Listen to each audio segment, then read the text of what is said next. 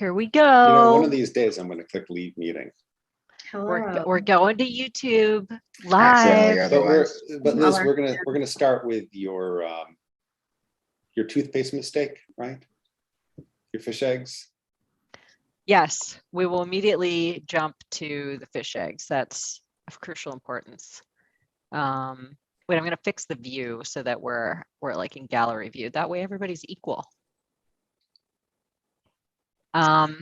Okay, so here we are, D3TV, episode 17, I believe. Maybe. And We keep things pretty we're loose here, here, including our use of numbers. yeah, It that's might be 16, it might be 18. Who's counting? But we can do who math is counting. sometimes. We can do Yeah, math though yeah. when pressed. That's good. And I'm here with Jonathan Blessing, CEO of Door3, Bart Michalek, who is the Director of Business Analysis at Door3, and Dorothy Srun, who is a Senior Business Analyst at Door3. We all work at Door3 is really what you should be getting from this. And you're in Sweden at the moment. Yes, I am And you brought in some Sweden. party favors. And I know we really should talk about more serious business stuff, but I want to talk about the fish eggs and the toothpaste tubes. Yeah, so this is really key.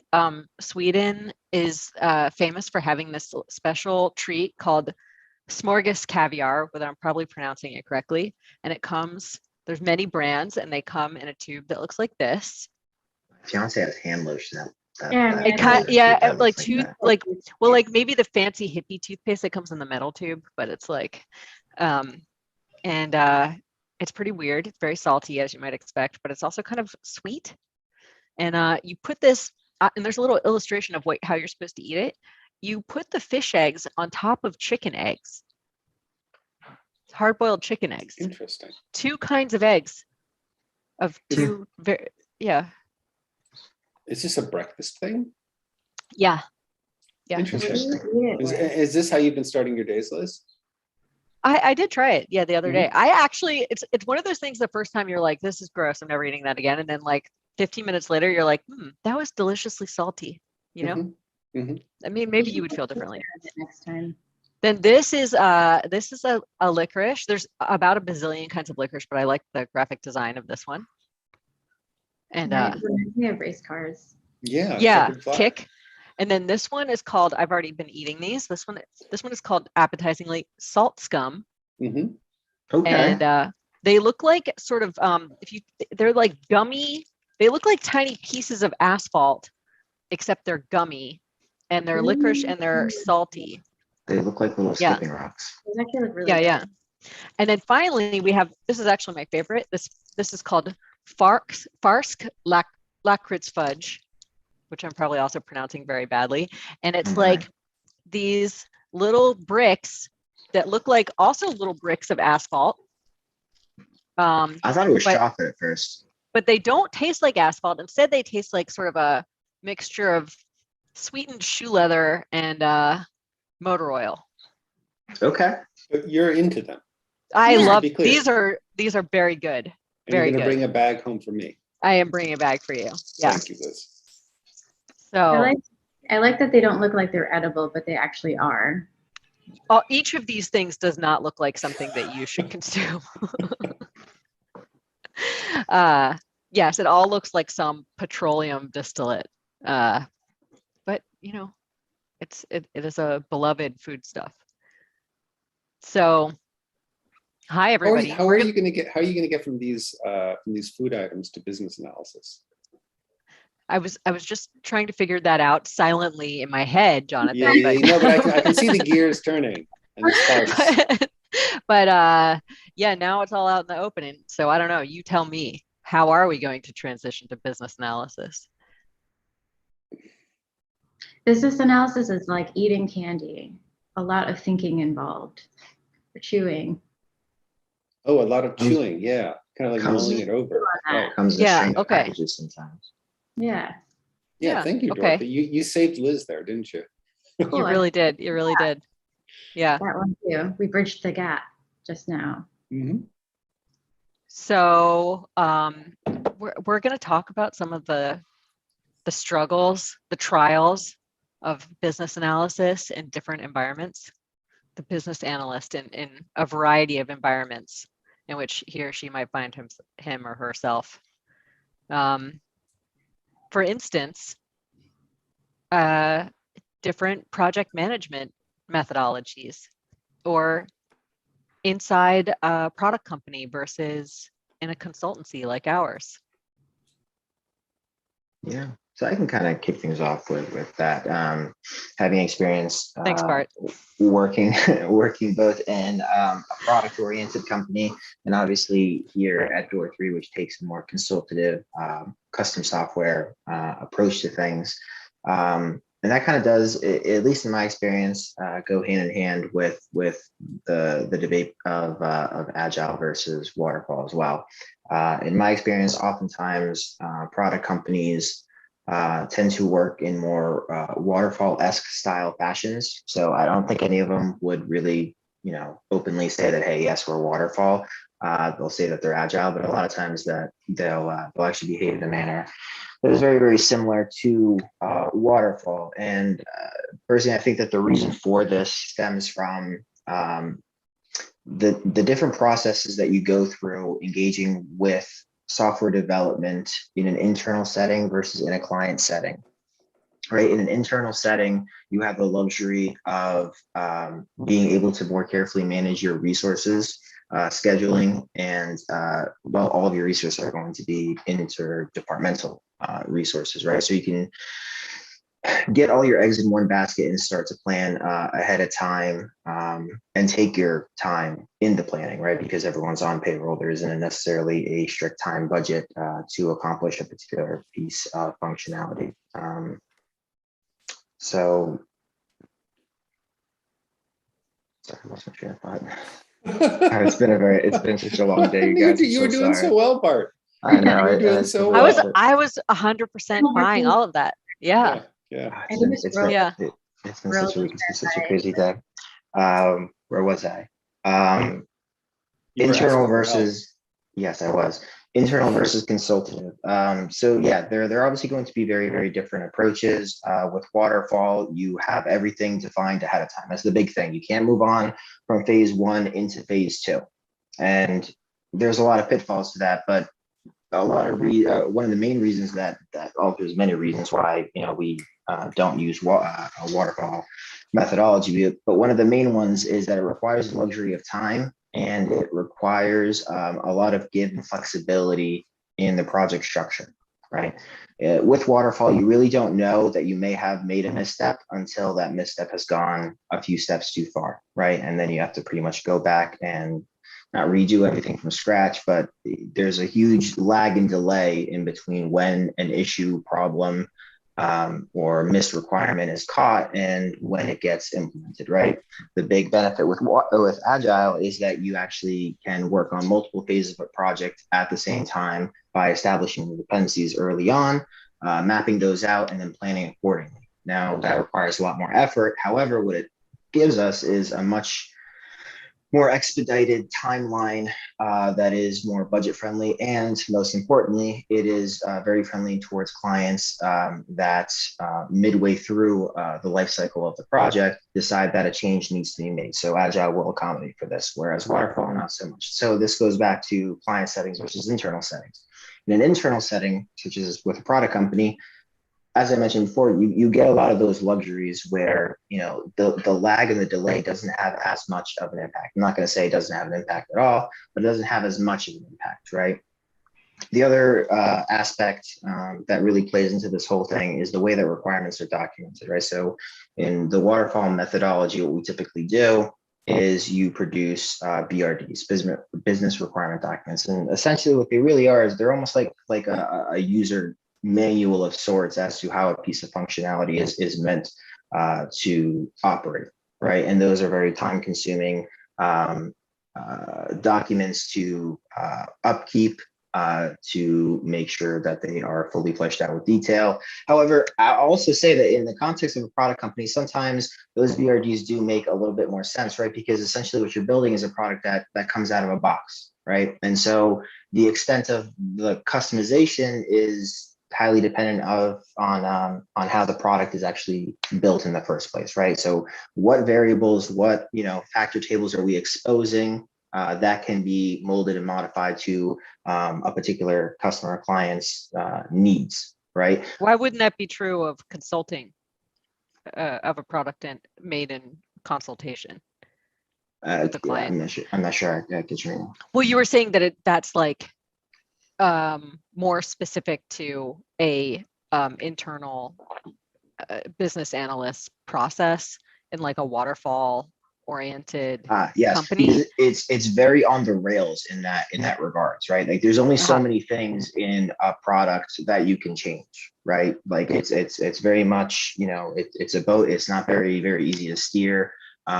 When you want to make a material change, you're going to have to fork the code base. You're going to have to completely refactor things. And then most importantly, when it comes to a product, especially with everyone being on the cloud now, there's going to be issues when people come onto the newest and latest branch where suddenly things that were working before suddenly aren't working, right? Because you have these customizable fields and factor tables and modules that can be turned on and off. Small differences ripple. Right now, you combine this ripple effect with that delay and lag that I mentioned earlier, and that can produce problems sometimes, right? But again, because the number of things you can customize in a product environment are fairly limited, it's not always a problem. But when it is a problem, it's a very big problem. I've seen that firsthand, where a couple lines of code were changed and suddenly someone forked off the master branch, and a couple sites had gone down, and there was a whole big to do about it. So at a high level, I'm not sure if I fully answered the question, but I think that was probably a good start, right? What do you think, Dorothy? I was just thinking, like there's the different, there's pros and cons to both approaches. To me, Waterfall versus Agile, it's about, like how you want to structure your project. So I feel like with Agile, it's basically like 10 waterfalls.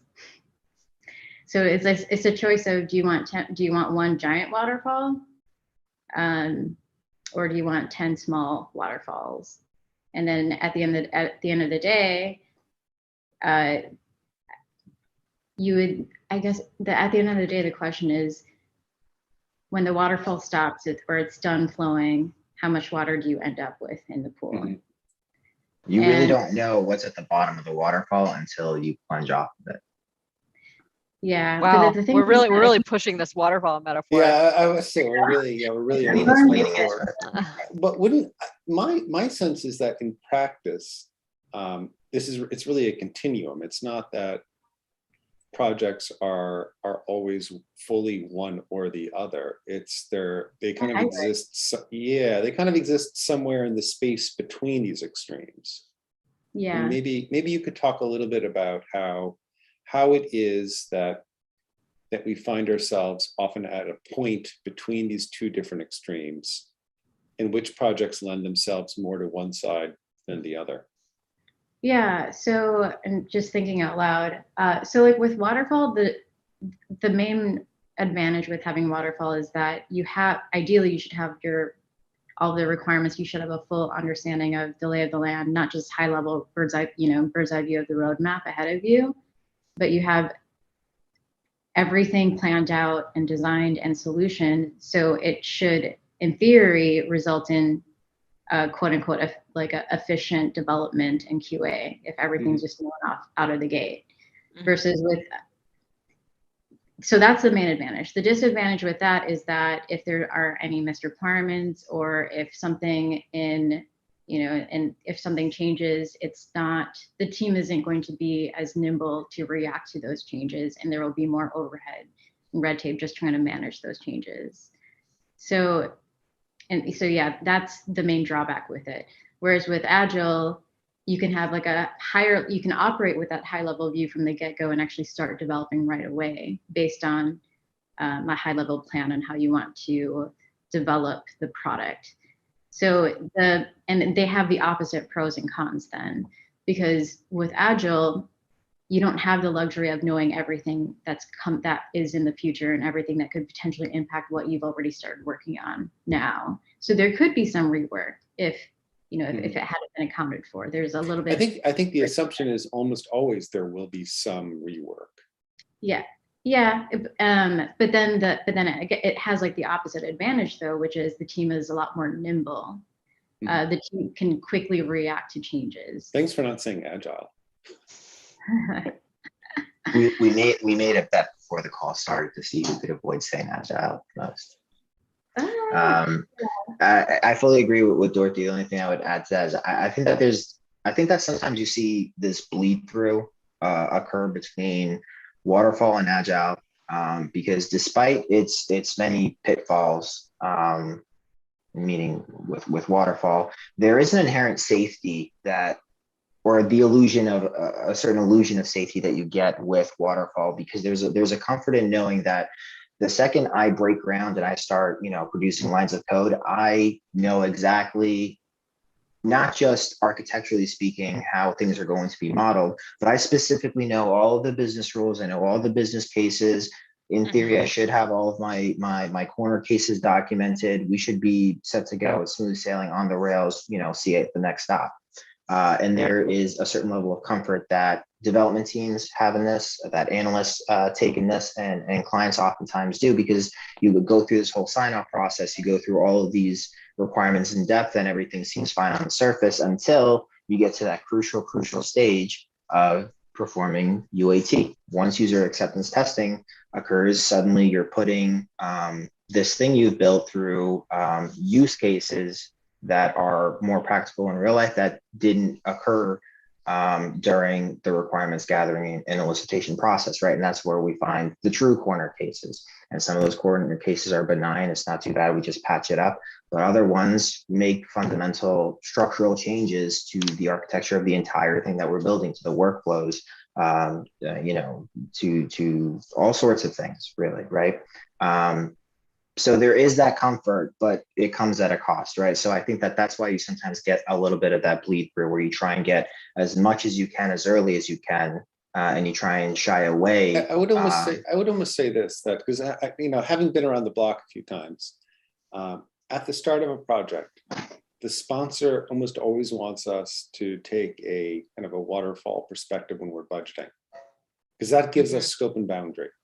That's a great point. And then once the project's underway, we want to see that flexibility that is inherent in the agile method, because that allows us to adapt, especially as we uncover all the items that you kind of listed for us, Bart. So it is, and so there's a tension, because the moment we shift into an agile methodology, we potentially open the floodgates. And we therefore might find ourselves violating whatever budget that we constructed that was predicated on the scope and the boundary of the waterfall estimation project. So it's a tough dance sometimes, being us, or being you guys, and being all of us in this business. Yeah. But how? I mean, I guess my question is, like, aside from the sort of process that happens once we get into projects where there's these different project methodologies or these different problems that we can encounter along the way, from the very start, how do BAs help develop a product by creating the requirements? So how do you identify what a requirement is, and like, what is that process? And then how does that get put into some kind of workflow where a requirement eventually becomes something that's functional within a product? Like, how do you start from zero? You walk into a room, you're meeting a client from the first time, and they have some product in their mind that does not exist yet. How does that meeting turn into the building of a requirement? Yeah, so starting from the top, it's knowing it's really starting with, like, what are the main goals of this project? What are the business objectives? Coding, and in BA terms, what are the business needs? And I think that when people are trying to define the business needs, we really want to know what the main drivers are of this project. That it could be building a new product, it could be trying to bring efficiencies, it could be there's a number of problems that it can solve.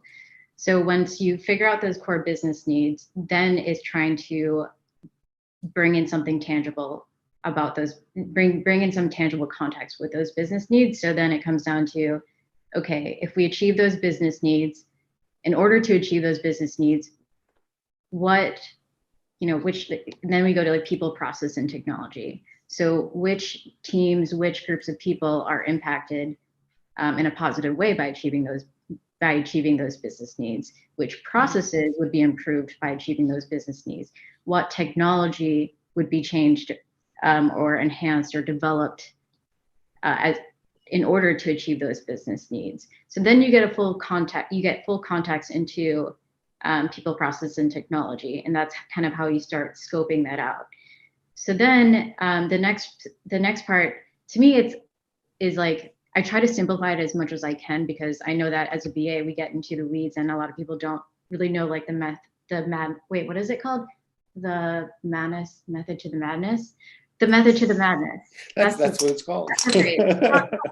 It's not just, we're not just scribes. We don't just write down what people tell us to write down. There's so much that goes on behind the scenes before we actually get to writing requirements.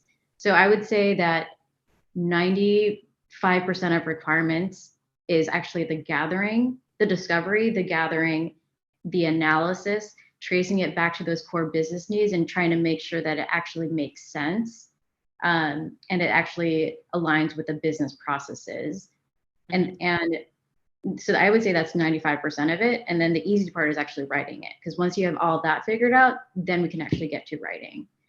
So that's, and then the other thing I was going to mention is, once you figure out the people, process, and technology that would be impacted to achieve, once those business needs are met, then it's kind of like, if a simple math, right? Like A plus B equals C.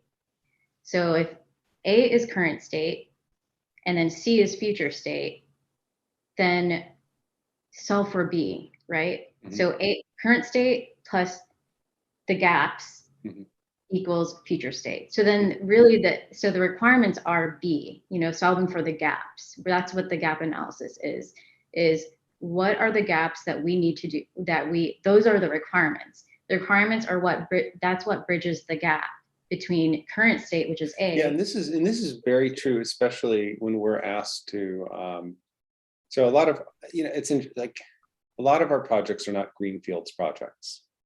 Right, we're dropped into an environment where there already is something, and in addition to there being something, there's a belief that whatever's there isn't right or isn't enough.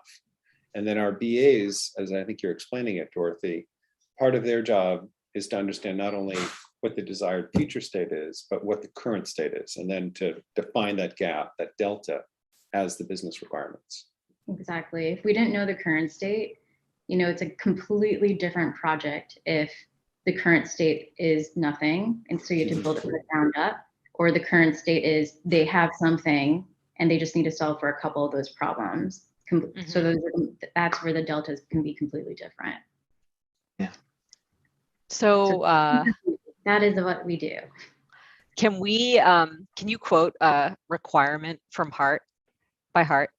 Have you memorized requirements for clients? Because there's something that you can just rolls off the tongue like poetry. It's definitely like modern poetry. It's definitely after 5 o'clock in Sweden. Not in my experience, but I definitely do have tickets that I'm particularly fond of that I wrote many years ago. And whenever someone needs to see an example requirement, like I already know exactly which ticket I'm going to bring up. There's like like, this is the ideal. I take pride in every ticket. I take pride in all my work. What, but Liz, some are I have an idea for the next show. I think Bart shows up with those requirements. Best requirements ever. Bring it on. Yeah. Bring it on. Prepare to be amazed and remember that it's okay to be impressed. We'll all memorize the requirements. It's a very, what's the word? It's not like a controversial, but the way that requirements are written that's a big topic in itself. Oh yeah, I know. Because there's a spectrum. So like you start and like, you know, more, and then I think there's more familiarity or more nuances. Like it's clear to distinguish opposite sides of that spectrum for how we write requirements like in a waterfall environment, because you can actually see the business requirements, and then you can actually see the system requirements or the solution that emerges from those business requirements. Whereas like in writing stories, you can kind of float in the middle. But essentially, if it's kind of like when you're, it's like asking the 5 whys, right? Like the business requirements. Oh yeah. What are the 5 whys? Tell us about that. When you ask why 5 times is like, if you're asking why, then you eventually get to the root problems. And then Beetlejuice appears. Okay, I see. Yes, and the fish egg toothpaste. So, just kidding. But yeah, so let's see, what was I saying? Oh yeah, requirements writing. Because like I remember like one of, you know, when I first became a business analyst, one of the things I learned was, you know, like, yes, people are often in the solutioning space. It's easy for us to start imagining solutions, but really it's like 99% of problem solving is understanding the problem itself. Because if you're prematurely solutioning, you may end up having to go and solve for other problems later. So really the main goal for like business analysis is to first understand the core business requirements. And you know it's a business requirement when it's agnostic to the solution and it's agnostic to the design. Now, developers develop based on only business requirements alone. That's also a gray area, because they may understand, so some developers may appreciate like, okay, I understand the core business problems they're trying to solve for, but then, you know, it's working with a team and you understand what the core problems are. And then working with design to make sure that whatever the solution, you know, working with design and developers to make sure that whatever solutions are being proposed will meet those business requirements. And so in the end, we end up with like a hybrid between like business and system requirements, because, you know, I could say it like the user, you know, after 90 days since this is like probably my most recent requirement, after like 90 days after their last password change, the user must be reminded must be reminded to change their password, something like that. So like that's kind of like a hybrid, whereas like if we want to get into like the technical details, it's like when the user clicks when they log in, show like this modal where it says this text, and then they can either choose to change the password or skip and come back to this later. So that's where we actually get into the solution. So now you can kind of see where there's like, it is a spectrum. Right. Yeah. And I mean, I'm a huge relativist. I get flack from my friends all the time about it, because one of my favorite things to say in response to something is that, well, it depends. And the way that, at least in my experience, the way that I go about writing a lot of my tickets, a lot of my user stories is heavily circumstantial to the project and the complexity of the project I'm working with. And even within a particular project, the complexity of the workflow that this particular feature fits into, right? Like if there are particular technical challenges associated with it, I'll have to be a little bit more detailed, right? Some tickets deal with areas of an application that are a little bit more sensitive than others. By sensitive, I mean they have far-reaching implications, right? They have there's structural things that they will affect once they're built, right? And so it's very, very important that, you know, certain validations, input types, everything like that is very well and literally documented, whereas you have other features that don't require as much, you know, going into depth as things, right? So, you know, I guess I'll wrap this thought by saying it depends. Yeah, it depends. I think that's a good place to stop, maybe. I mean, it depends. Does anybody have anything to add? I guess last words, it depends, because, well, never mind. This would go into a whole different topic about pros and cons and trying to identify the weakest parts of of a project at any given time. And then that's how we make trade-offs on how we write requirements and everything else. But yes, it depends. I think this sounds like a topic for the next episode. Sounds What do you like a plan. think, Jonathan? Okay, I want to say thank you. Thanks, folks. This has been kind of thanks delightful. everyone. This was a blast. Thanks for having us. Thanks Yeah. for having us.